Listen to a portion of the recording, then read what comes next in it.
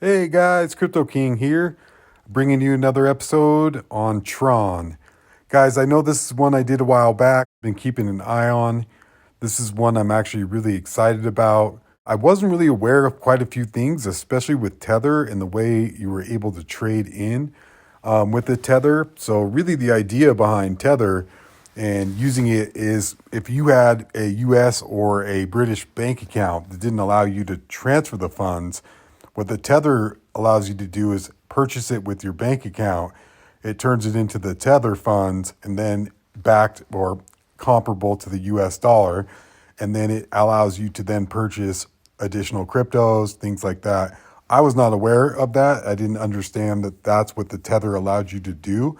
It is amazing. I think I just started to dive a little deeper into Tron itself. Just them having that amount of Tether traded, I think it says $26 billion traded of Tether. And right now, Ethereum is at 24.4. So exactly $1.6 billion worth more, to be exact, of Tether is traded on Tron than Ethereum. That's according to Coin Metrics data. So, I mean, that amount just shows you the level. I didn't realize how popular in the Asian countries that Tron and Tether was. And that's where that market lies, right? So when we talk about China, VeChain, right? And when that rolls out in China, how big that market is, very similar here, right? I didn't realize that Tron had that big of a market share. And it makes sense, right? A lot of these countries don't necessarily have traditional bank accounts. So crypto is really their way into this market.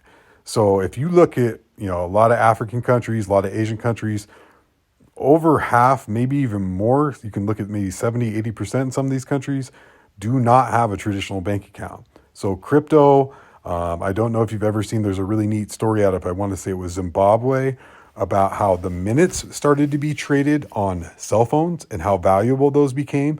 And it became its own market. And so the company just decided, well, we're going to just start doing this as a banking form as well. I think, again, this is why the power of crypto. I try to explain it to my friends. The US is one of the only countries left that will actually let you hand them a debit card and make a purchase. Very few countries now actually accept debit cards. It's not the form of payment in a lot of countries. There's actually quite a few that you would travel to. You would break out your debit card and they would look at you like you were crazy. So I try to, really look at companies like Tron and where they're going in these other markets. And I think that this alone just shows you the market share that they have, the opportunity that a small crypto like this at this time could have a huge, huge opportunity and end up being a player with something like Ethereum.